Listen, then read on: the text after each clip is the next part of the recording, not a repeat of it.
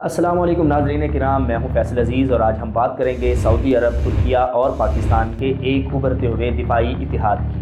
ایک ایسا اتحاد جو اچانک وجود میں نہیں آیا، اس کے پیچھے تلخیاں بھی ہیں، خاموش سفارتکاری بھی اور بدلتی ہوئی عالمی سیاست بھی۔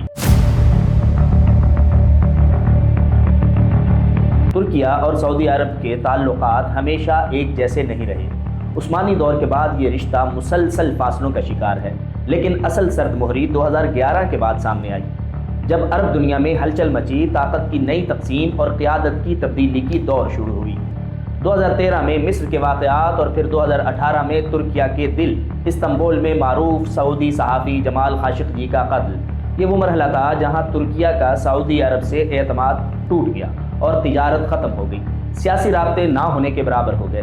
لیکن ریاستیں ہمیشہ جذبات پر نہیں بلکہ قومی مفادات پر چلتی ہیں۔ 2020 کے بعد دنیا بدلنے لگی، یوکرین جنگ، توانائی بحران اور مغرب پر بڑھتا انحصار، یہ سب ریاض اور انقرہ کو ایک بار پھر ایک دوسرے کے قریب لے آیا۔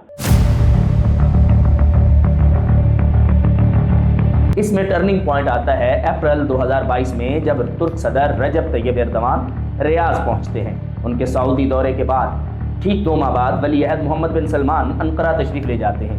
عالمی مبصرین کے مطابق یہ دورے محض رسمی نہیں تھے، یہ اعتماد کی بحالی تھی۔ اب سوال یہ ہے کہ یہ مفاہمت دفاعی اتحاد میں کیوں بدل رہی ہے؟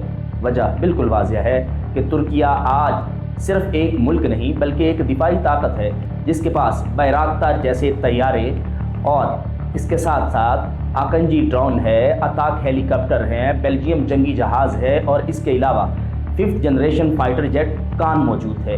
یہ انقرہ کی وہ صلاحیت ہے جس کی ریاض کو ضرورت ہے۔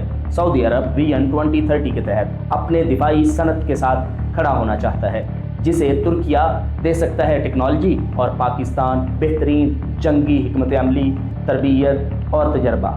پاکستان اس ٹرائیکا کا مرکزی ستون ہے۔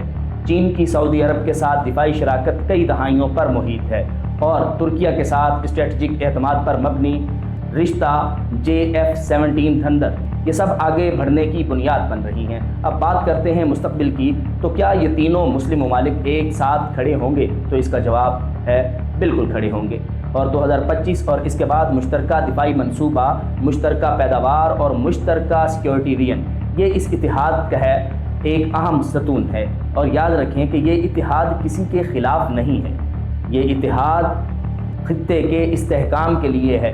آخر میں ایک بات طے ہے کہ سرد مہری اب ماضی کا حصہ بن چکی ہے، بلکہ یوں کہیے کہ قصہ پارینہ بن چکی ہے، اور جو مفاہمت ہے وہ حقیقت بن گئی ہے۔